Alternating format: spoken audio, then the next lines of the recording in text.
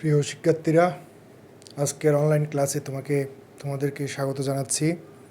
আমি রিপন দেবনাথ, প্রভাষক, হিসাব বিজ্ঞান বিভাগ। আজকে আমি আমার আগের ক্লাসের ধারাবাহিকতায় রক্ষা করার জন্য আমার ক্লাসটা নিব হিসাব বিজ্ঞান দ্বিতীয় পত্রের অংশীদারি ব্যবসায়ের হিসাবের উপর।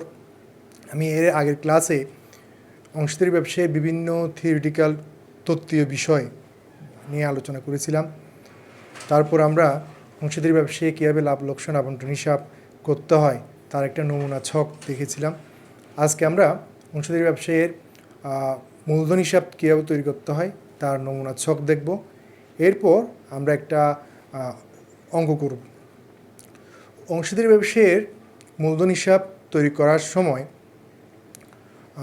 দুইটা পদ্ধতিতে অংশীদারি ব্যবসায়ের মূলধন হিসাব তৈরি করা যায়। একটা হচ্ছে স্থায়ী পদ্ধতি, একটা হচ্ছে পরিবর্তনশীল পদ্ধতি। এখন স্থায়ী পদ্ধতি আর পরিবর্তনশীল পদ্ধতি বলতে কী বোঝাচ্ছে? স্থায়ী বলতে আসলে কী স্থায়ী, পরিবর্তনশীল বলতে আসলে কী পরিবর্তনশীল? সেটা হচ্ছে অংশীদারদের মূলধন। অংশীদারদের যে মূলধনটা থাকে সেটা যদিও অংশীদারদের লাভ বা অংশীদারদের অন্যান্য যে মুনাফা হয় বা বেতন পায় বা কমিশন পায়, সেগুলো যদি মূলধনের সাথে যোগ হয়ে পরবর্তী বছর গিয়ে যদি মূলধনটা পরিবর্তন হয়ে যায়, তাহলে সেটা হচ্ছে পরিবর্তনশীল পদ্ধতিতে সে অঙ্কটা করা হচ্ছে। আর যদিও কিছু কিছু ক্ষেত্রে অংশীদাররা সিদ্ধান্ত নেন যে ওনাদের লাভ লোকসান যা হবে সেটা ওনারা তুলে নেবেন বা দিবেন বা ব্যবসায় নতুনভাবে জমা দিবেন, কিন্তু ওনাদের মূলধন যেটা সেটা কী থাকবে, সেটা ফিক্সড থাকবে, অর্থাৎ স্থায়ী থাকবে। সেই হচ্ছে স্থায়ী পদ্ধতি। প্রথমে আমরা দেখব অংশীদারদের পরিবর্তনশীল পদ্ধতিতে কীভাবে অংশীদারদের মূলধন হিসাব তৈরি করতে হয়। তো প্রথমে লিখতে হবে অংশীদারদের মূলধন হিসাব পরিবর্তনশীল পদ্ধতিটা, কিন্তু অঙ্কে লেখার দরকার নাই, আমি বোঝার সুবিধাতে লিখলাম। এর ছকটা হচ্ছে টিচকের মাধ্যমে যদি আমরা করি তাহলে দুইটা অংশ, সেটা হচ্ছে debit pass, credit pass. Debit পাসের মধ্যে থাকবে অংশীদাররা যত ধরনের খরচ করে থাকেন বা অংশীদাররা ব্যবসাকে যত কিছু দিয়ে থাকেন সেটা আসবে ডেবিট পাসে, আর ব্যবসা থেকে যদি অংশীদাররা কিছু পেয়ে থাকেন সেটা আসবে ক্রেডিট পাসে। এখানে প্রথমে ব্যালেন্স বিডি হচ্ছে অংশীদাররা যদি পুরাতন ব্যবসা হয় সেক্ষেত্রে ব্যালেন্স বিডি থাকবে, আর যদি নতুন ব্যবসা হয় তাহলে থাকবে নগদান বা ব্যাংক হিসাব।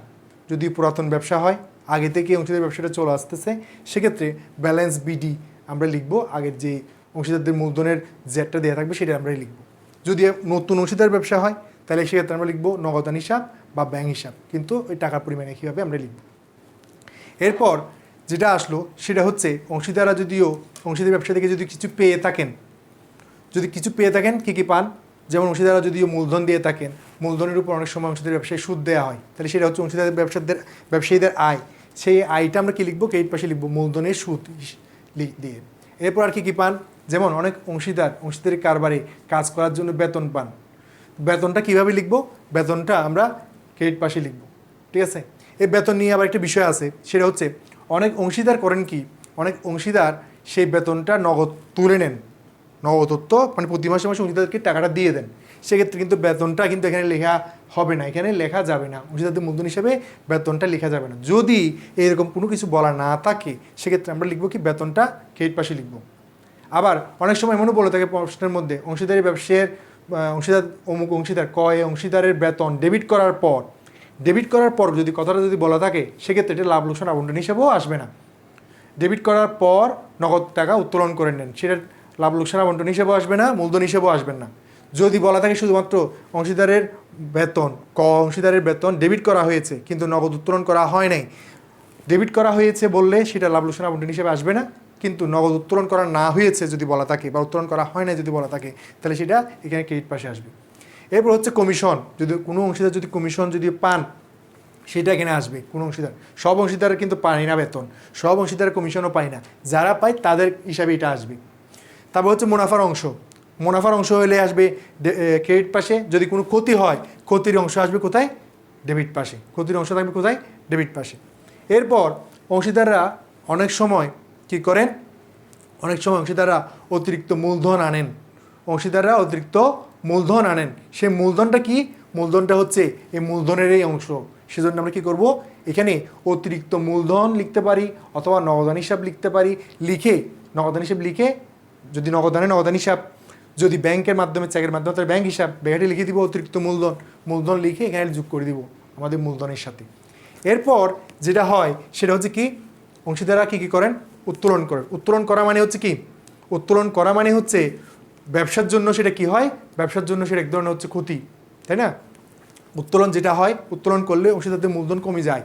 সে কমে যাওয়ার জন্য কি করতে হবে? কমানোর জন্য আমরা কী করতে? ডেবিট পাশে বসাবো মূলধন হিসাব, উত্তোলন হিসাব। উত্তোলন হিসাব কী করবো আমরা? ডেবিট পাশে বললাম। কোনটা? নগদটা।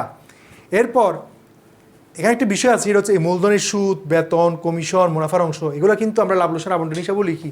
ওখান থেকে এখানে আনতেছি, সেজন্য উপরে লিখে দিতে হবে লাভ লোকসান আবন্টন হিসাব।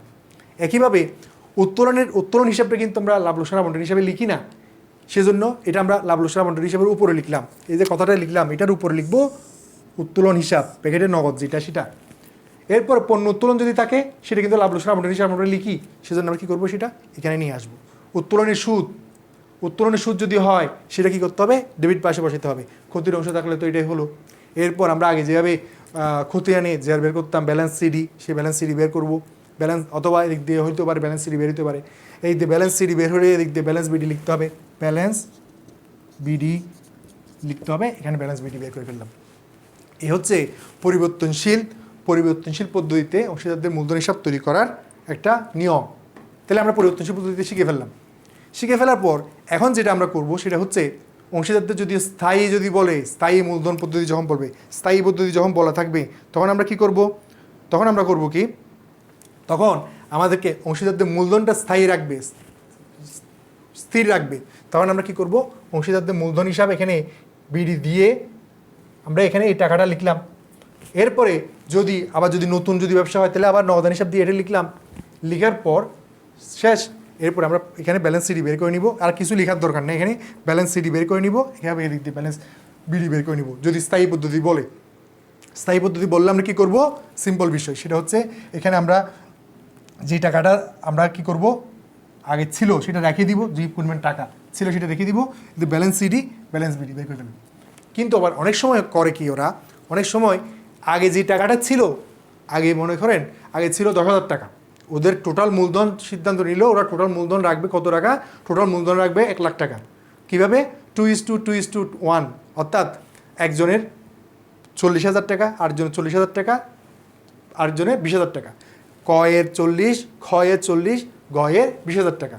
কিন্তু ওখানে ওনাদের আগে যে টাকাটা ছিল সেটাতে এখানে কয়ের মনে করেন আছে কত? কয়ের আছে 34,000 টাকা। তার মানে হচ্ছে কি? তার মানে তার টাকা কম আছে, সেক্ষেত্রে তাকে টাকাটা নিয়ে আসতে হবে। তখন নগদান হিসাব দিয়ে আমি ওই 6,000 টাকা নিয়ে আসবো। এখানে ওর আছে আবার 42,000 টাকা, তাহলে টাকাটা আমি এদিক দিয়ে উত্তোলন হিসাব দিয়ে তুলে নিব। এটাও অনেক সময় হতে পারে স্থায়ী মূলধনের ক্ষেত্রে। এরপরে যেটা হচ্ছে সেটা হচ্ছে যদি স্থায়ী মূলধন হয়, তাহলে তো আমরা শুধু মূলধন হিসাবটা করলাম। এই যে লাভ লোকসান হিসাব, মূলধন হিসাব, মূলধনের সুদ, বেতন, কমিশন, মুনাফার অংশ, এই দিয়ে উত্তোলন সুদ, তারপর হচ্ছে পণ্য উত্তোলন হিসাব, ক্ষতির অংশ, এগুলো কি করব? তাহলে তখন আমরা করব কি?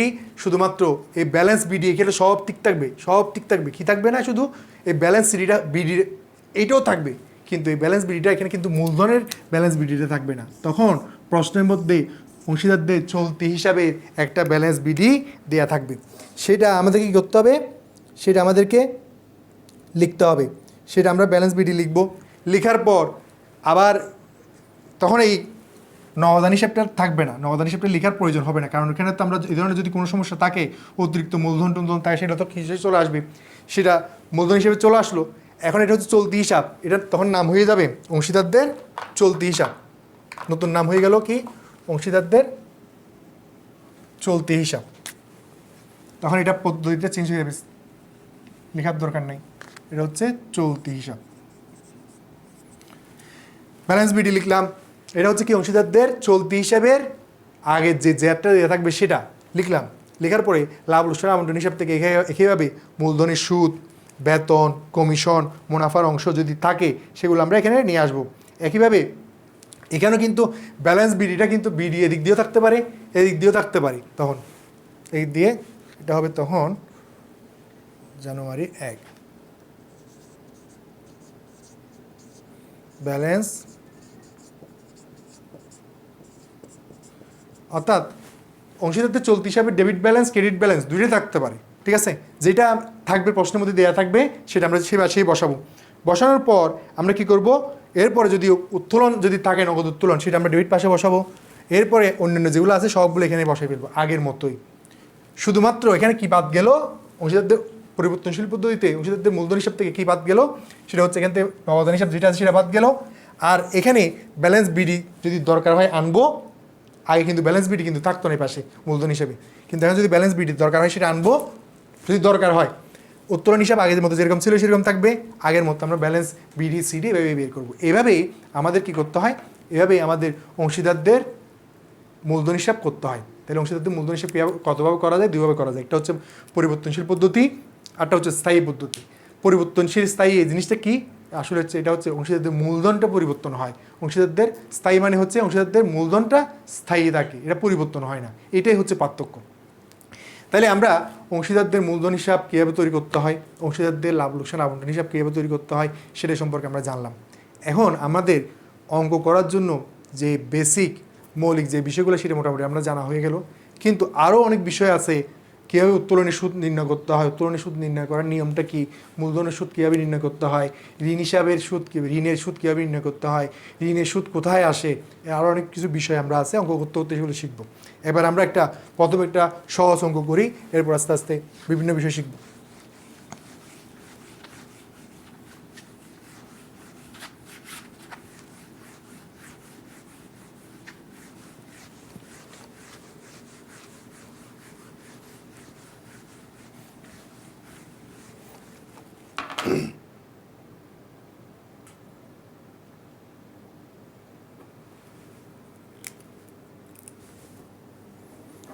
অঙ্কটা হচ্ছে এখানে 3 জন অংশীদার আছে। প্রথম জনের নাম হচ্ছে মারজানা, দ্বিতীয় জনের নাম হচ্ছে মমিন, তৃতীয় জনের নাম হচ্ছে মবিন। ওকে, তো এরা 3 জন অংশীদার, তাদের লাভ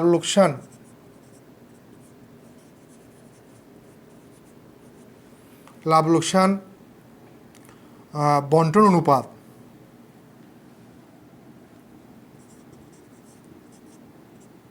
অনুপাত হচ্ছে 3:1।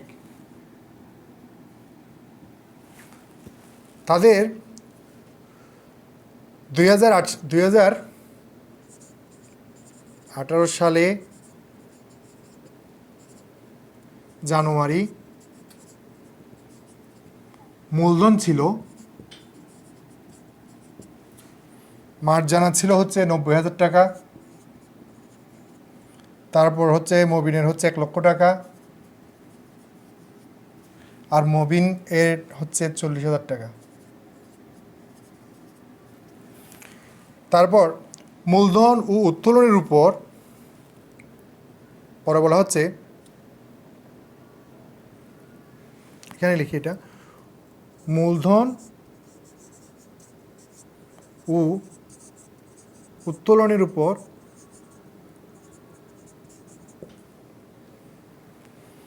বার্ষিক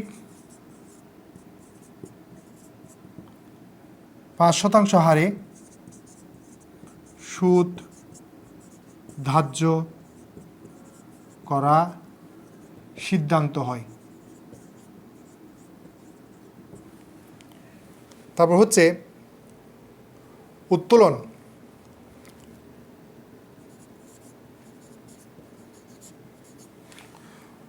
করছে, মারজানা উত্তোলন করছে হচ্ছে 8,000 টাকা, মবিন উত্তোলন করছে হচ্ছে 5,000 টাকা, আর মবিন উত্তোলন করছে হচ্ছে 4,400 টাকা, 4,400। কিন্তু এই উত্তোলন করছে অক্টোবরের 1 তারিখ, এই উত্তোলন করছে মানে সরি এটা হচ্ছে অক্টোবর না, এটা জুলাইয়ের 1 তারিখ, মানে মার্জান উত্তোলন করছে জুলাইয়ের 1 তারিখ, এ করছে অক্টোবরের 1 তারিখ,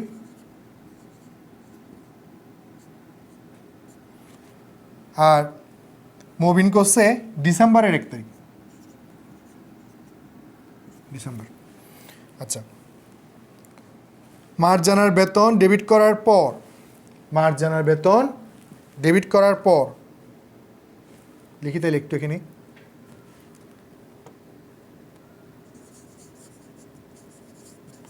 মার্চ জানার বেতন ডেবিট করার পর কিন্তু অন্যান্য সমন্বয় সাধন করার পূর্বে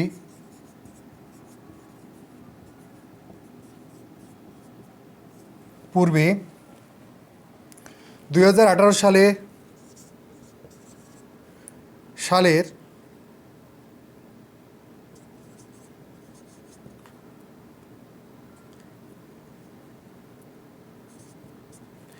31 ডিসেম্বর তারিখে সমাপ্ত বছরে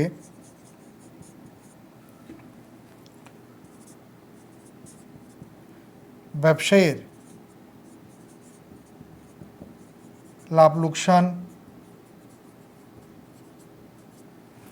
কত হয়, সেটা হচ্ছে 26,565 টাকা। তাইলে এই হচ্ছে আমাদের অঙ্ক। আমি একটু বলি, সেটা হচ্ছে 3 জন অংশীদার, একটা হচ্ছে মার্জানা, মবিন আর মমিন। লাভ লোকসান বন্টন অনুপাত হচ্ছে 3:3:1। তাদের 2018 সালে 1 জানুয়ারি তারিখে তাদের মূলধন ছিল, মার্জানার মূলধন ছিল 90,000 টাকা, মবিনের হচ্ছে 1 লক্ষ, আর মবিনের হচ্ছে কত, মবিনের হচ্ছে 40,000 টাকা। আর এটা উত্তোলন করছে, মার্জানা উত্তোলন করছে 8,000 টাকা জুলাই মাসের 1 তারিখ, মবিন উত্তোলন করছে 5,000 টাকা অক্টোবরের 1 তারিখ, আর মবিন উত্তোলন করছে 4,400 টাকা ডিসেম্বরের 1 তারিখ। মার্জানা কী পায়, ব্যবসা থেকে বেতন পায়। সে বেতনটা, যে বেতনটা পায়, সে বেতনটা কী করা হয়, ডেবিট করার পর কিন্তু অন্যান্য সমন্বয়গুলা সমন্বয় করার আগে, সাধন করার পূর্বে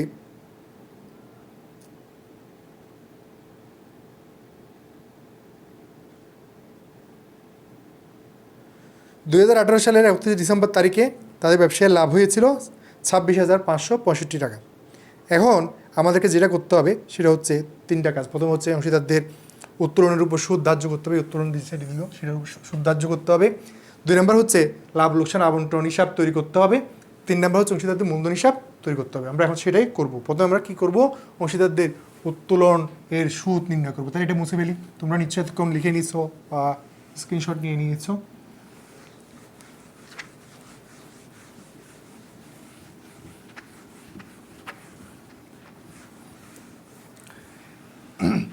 উত্তোলনের সুদ নির্ণয় করার জন্য যেহেতু এখানে আমাদেরকে, তাহলে আমরা কি লিখব, অংশীদারদের ক, এটা হচ্ছে ক, অংশীদারদের উত্তোলনের সুদ নির্ণয়।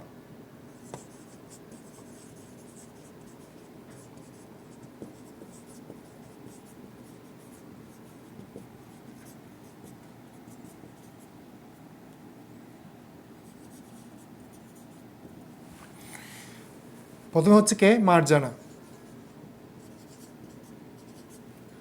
2 নম্বর হচ্ছে মমিন,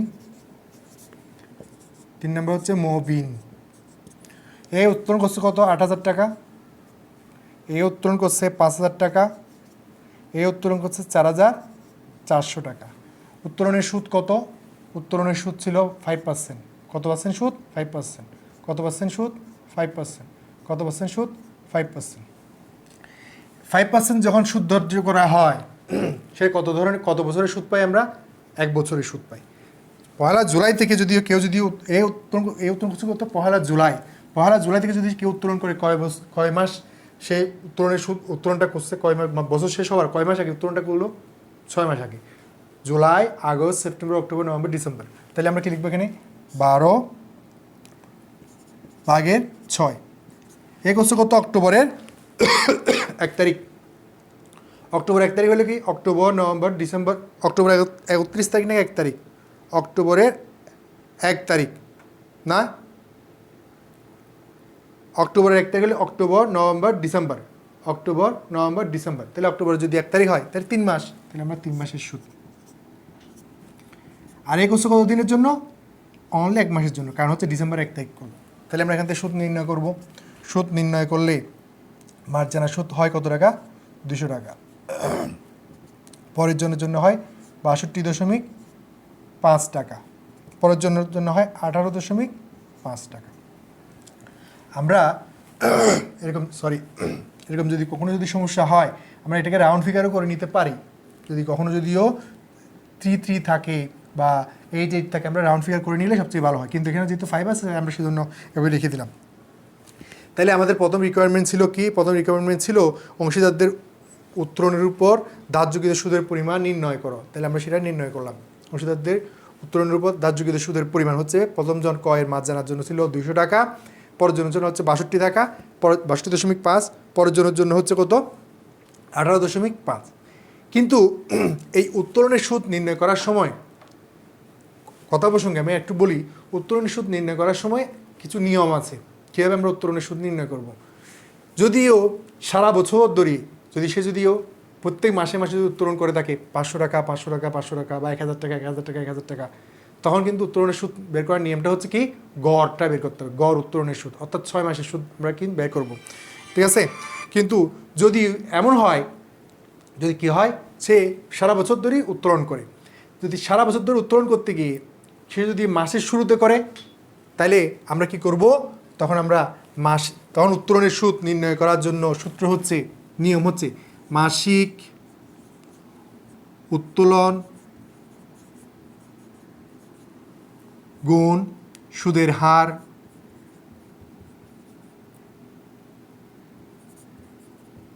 গুণ 6। সে যদি প্রতি মাসে মাঝামাঝি সময়ে উত্তোলন করে, তাই লিখব কি? 6 দিয়ে গুণ করব গড় উত্তোলনের সুদ বের করার জন্য। সে যদি মাসের শুরুতে যদি উত্তোলন করে, তাহলে আমরা গুণ করবো কত দিয়ে? 6.5। আর সে যদি মাসের শেষে গিয়ে যদি উত্তোলন করে, তাহলে সমান আমরা লিখব কি? 5.5। এটা হচ্ছে উত্তোলনের সুদ নির্ণয় করার জন্য নিয়ম। যদি এমন হয়, অনেক সময় হয় কি, অনেকে প্রত্যেক মাসের শুরুতে করে, অনেকে মাঝামাঝি করে, অনেকে আবার শেষে করে। তাহলে আমরা জানলাম শুরুতে করলে 6.5, যদি মাঝামাঝি করে তাহলে 6, আর যদি শেষে করে তাহলে আমরা কি করব? 5.5। আবার অনেকে করে প্রতি 2 মাস অন্তর অন্তর উত্তোলন করে, 2 মাস অন্তর উত্তোলন করে। তখন আমরা কি করব? তখন আমরা এখানে লিখব 2 মাস অন্তর উত্তোলন করলে লিখব 2.5। কেউ যদি 3 মাস অন্তর অন্তর উত্তোলন করে, তখন আমরা সূত্র একই থাকবে, তখন আমরা 2 এর জায়গায় লিখব কি? 1। তখন লিখব 1।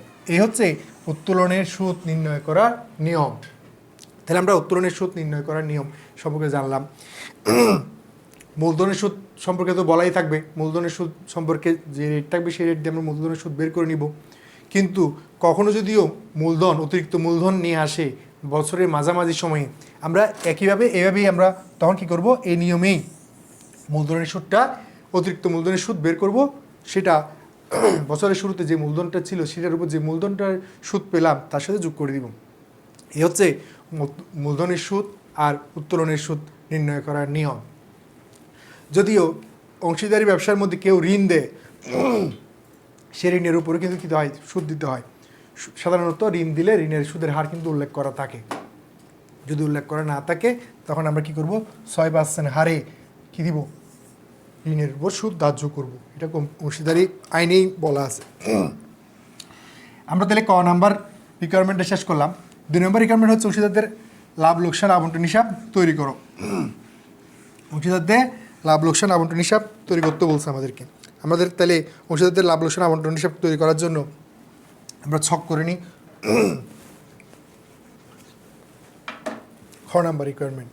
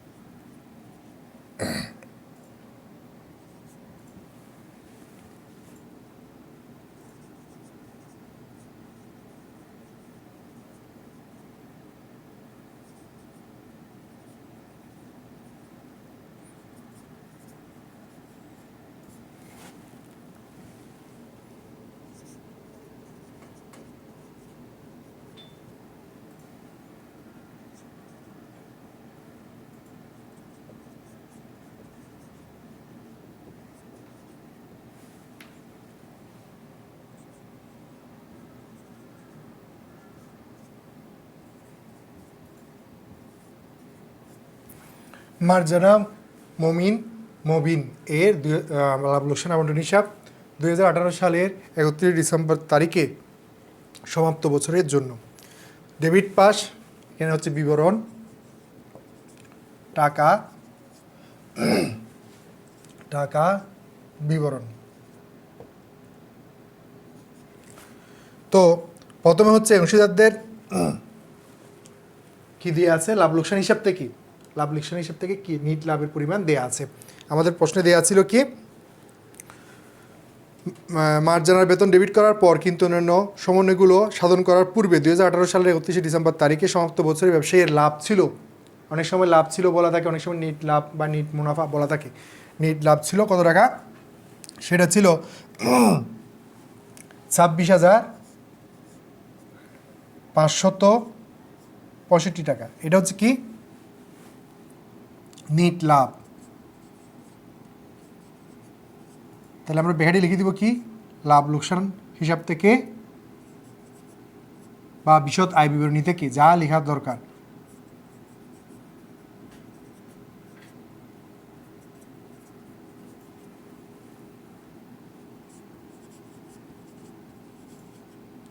আনিত বা স্থানান্তরিত, এটা লিখে দিব, অথবা এখানে লিখে দিতে পারি বিশদ আয় বিবরণী থেকে স্থানান্তরিত।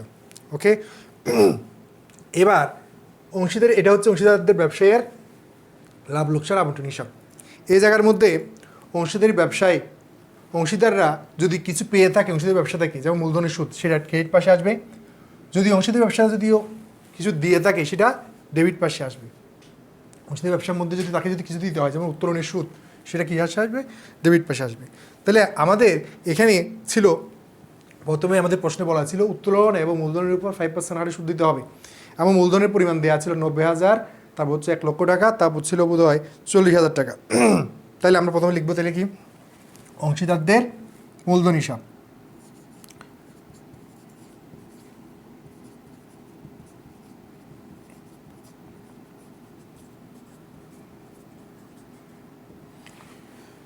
অংশীদারদের মূলধন হিসাব লিখলাম, কারণটা হচ্ছে নিচে আমরা যেগুলো লিখবো সেটা অংশীদারদের মূলধন হিসাবে এগুলো আবার লিখতে হবে সেজন্য। তাহলে প্রথমে কী আসবে, প্রথমে আসবে কি, ডেবিট পাশে আসবে যেগুলা, যেমন উত্তোলনের সুদ।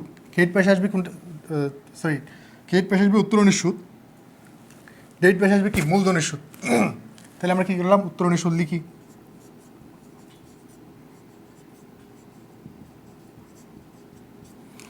জাস্ট ক্রস হয়ে যাবে, এখানে যেটা ডেবিট পাশে বসবে বা ক্রেডিট পাশে বসবে সেটা ওখানে উল্টা গিয়ে বসবে। এখানে ক্রেডিট পাশে যেটা বসবে সেটা ওখানে গিয়ে ডেবিট পাশে বসবে, এখানে যেটা ডেবিট পাশে বসবে সেটা অংশীদারদের মূলধন হিসেবে গিয়ে ক্রেডিট পাশে বসবে। তাহলে এখানে কী কী আছে, প্রথম আছে মার্জানা,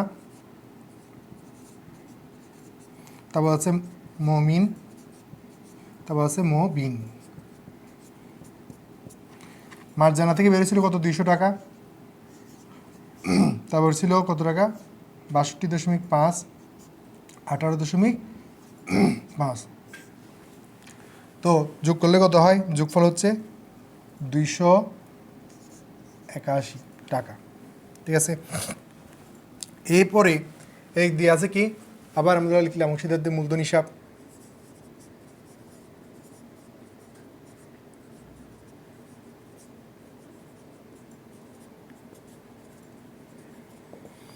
কি আছে, যেমন উত্তোলনের সুদ আনতে হবে, লিখে ফেলছি। এখন আসবেন তো হবে কি, মূলধনের সুদ।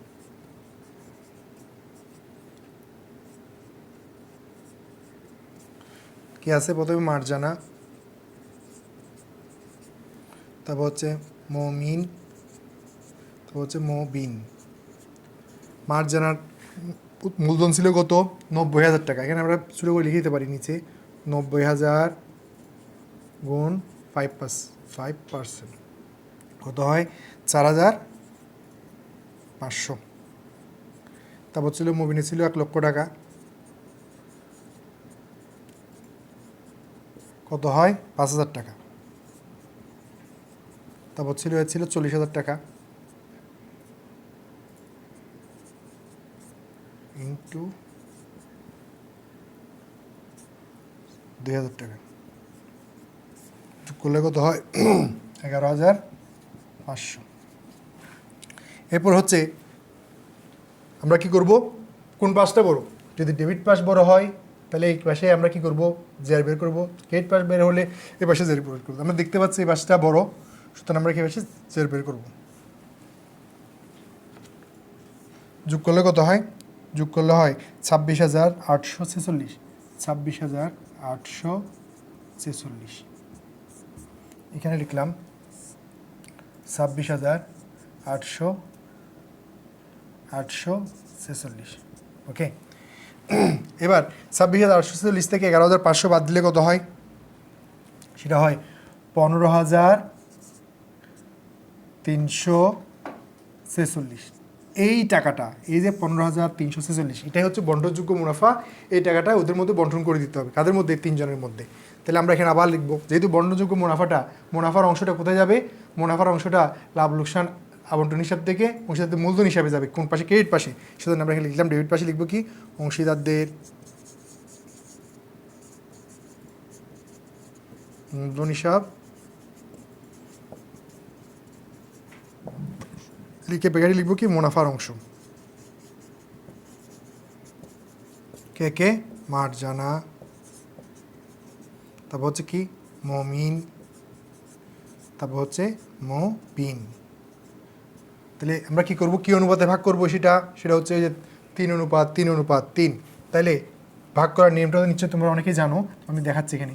15,346 গুণ 3টা অনুপাত 3, 3, 1 যোগ করলে কত হয়? 3, 3, 1 যোগ করলে কত হয়? 7। উপরে হচ্ছে, তাহলে এটা হচ্ছে মার্জানারটা আসবে, ঠিক আছে? নিচে হচ্ছে তাহলে কি? 7। তারপরটা আসবে কত? 15,346 গুণ 7/3। এটা হচ্ছে কি? মমিন। 15,346 গুণ হচ্ছে 7/1, এটা হচ্ছে মবিন। তাহলে এ করলে কত হয়? এর আসে কত? এর আসবে, এর আসতেছে 6,577 টাকা। এর আসবে 6,577 টাকা। আর এই আসবে কত? 2,192 টাকা। তাহলে এই টাকাগুলো আমরা কোথায় লিখে দিব? এখানে ভিতরে ইনার কলামে 6,577 টাকা, 6,577 টাকা, 2,192 টাকা। এটা হচ্ছে বন্টনযোগ্য মুনাফা। লাভ লোকসান আবন্টন হিসাব তাহলে আমরা করে ফেললাম। এবার আমরা করব কি? অংশীদারদের মূলধন হিসাব। তাহলে একটু মুছে ফেলি, তোমরা নিশ্চয়ই লিখে ফেলছো।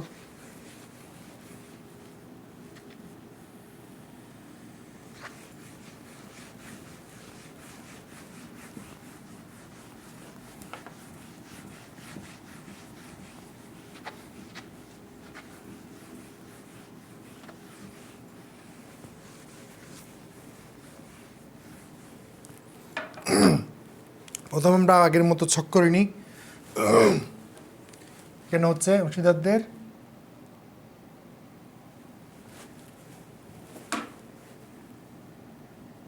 এর মূলধন হিসাব। এভাবেও লিখতে পারি, অথবা অংশীদারদের মূলধন হিসাব লিখতে পারি। এটা হচ্ছে পরিবর্তনশীল পদ্ধতিতে যেহেতু আমরা করতেছি, কিছু বলা না থাকলে আমরা পরিবর্তনশীল পদ্ধতিতে করব।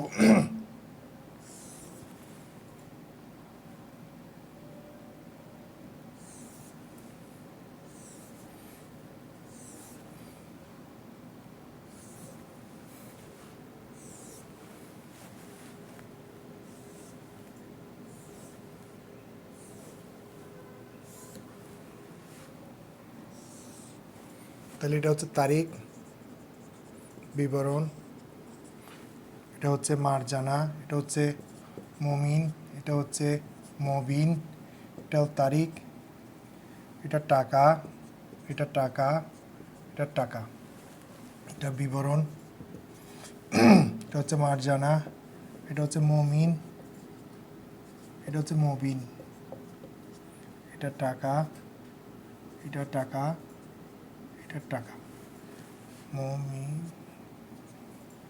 মারজানা। আমরা প্রথমে কি করছিলাম? প্রথমে আমরা এর আগে করছিলাম কি? 2018 সালের জানুয়ারি 1 কি লিখতে হয়? প্রথমে ব্যালেন্স বিডি, মানে এটা হচ্ছে যেহেতু পুরাতন ব্যবসা সেজন্য আমরা আগে লিখে ফেললাম ব্যালেন্স বিডি। ওর মূলধন ছিল হচ্ছে 90,000 টাকা, ওর মূলধন ছিল হচ্ছে 1 লক্ষ টাকা, ওর মূলধন ছিল 40,000 টাকা, লিখে ফেললাম। এই দিয়ে এরা উত্তোলন, এরা কী করলো, উত্তোলন করছে। এটা হচ্ছে 2018 সালের, লিখলাম ডিসেম্বরের 31 তারিখে আমরা গোটা করতেছি। এটা হচ্ছে উত্তোলন, উত্তোলন হিসাব, পণ্য উত্তোলন নেই এখানে, সেটা হচ্ছে যেহেতু নগদ, আর কিছু লেখার দরকার নেই। সেটা কত ছিল, এটা ছিল 8,000 টাকা,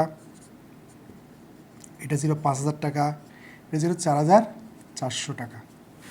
এরপর আমরা যে এইসব বিষয়গুলো আনবো সেগুলো করতে আনবো লাভ লোকসান আবন্টন হিসাব থেকে। সেজন্য আমরা এখানে লিখবো লাভ লোকসান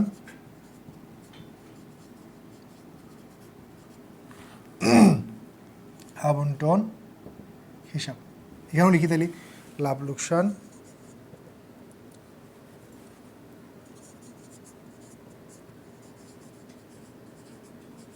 আবন্টন হিসাব। লাভ লোকসান আবন্টন হিসাব থেকে কী কী আসবে এখানে, ওই পাশে কী কী আসছিল, দুইটা বিষয় আসছিল, একটা মূলধনের সুদ আর হচ্ছে মুনাফার অংশ। তাহলে আমরা মূলধনের সুদ লিখি, তাহলে মূলধনের সুদ করতে পারছি এটা লাভ লোকসান আবন্টন হিসাবে ডেবিট পাস থেকে। তারপর হচ্ছে কি মুনাফার অংশ, এটা কত, এটা ছিল 200 টাকা, 62.5, এটা হচ্ছে 18.5, আর এর ছিল কত, এর ছিল 6,557, এরও ছিল 6,557, আর এ ছিল 2,192। এটা হচ্ছে মূলধনের সুদ। আর এদিক দিয়ে আসবে কি, এদিক দিয়ে আসবে কি উত্তোলনের সুদ, উত্তোলনের সুদ। এটা করতে পারছি, এটা লাভ লোকসান আবন্টন হিসেবে ক্রেডিট পাস থেকে। যদি পণ্য উত্তোলন থাকতো ক্রেডিট পাশে, তাহলে আমরা এখানে পণ্য উত্তোলনটা লিখতাম, নাই লিখি নেই, কিন্তু পণ্য উত্তোলনের উপরে সুদ নির্ণয় করতে হয় না। তো উত্তোলনের সুদ কত টাকা ছিল, সরি এটা তো মূলধনের উত্তোলনের সুদ লিখে ফেললাম, এটা ভুল, এটা হচ্ছে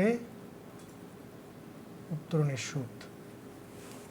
মূলধনের সুদ কত, মূলধনের সুদ হচ্ছে 4,500, 5,000, এটা হচ্ছে 2,000, এখন ঠিক আছে। আর উত্তোলনের সুদ হচ্ছে কত, 200 টাকা, 62.5 টাকা, আর 18.5 টাকা। এবার আমরা করব কি, এবার আমরা ব্যালেন্স বিডি বের করবো বা সিডি বের করব।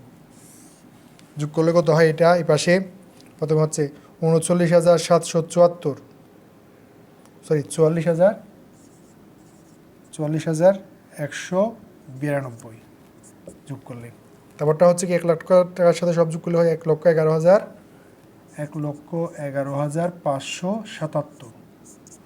এরপরটা যোগ করলে কত হয় 1,01,057, ঠিক আছে। এরপর আমরা এখানে সেটা লিখব 1,01,057, 1,11,577, তারপর হচ্ছে কি 44,192। আমরা কখন করব এটা, ডিসেম্বরের 31 তারিখ। কত, ব্যালেন্স সিডি, সিডি এটা থেকে যোগফল বাদ দিলে কত হয়, 1,000 টাকা বাদ, 8,200 টাকা বাদ দিলে সেটা হয় 92,857। তারপর হচ্ছে 1,11,000 থেকে 1,11,577 থেকে 5,062.5 বাদ দিলে কত হয়, সেটা হয় 1,06,000, 1,06,514.5।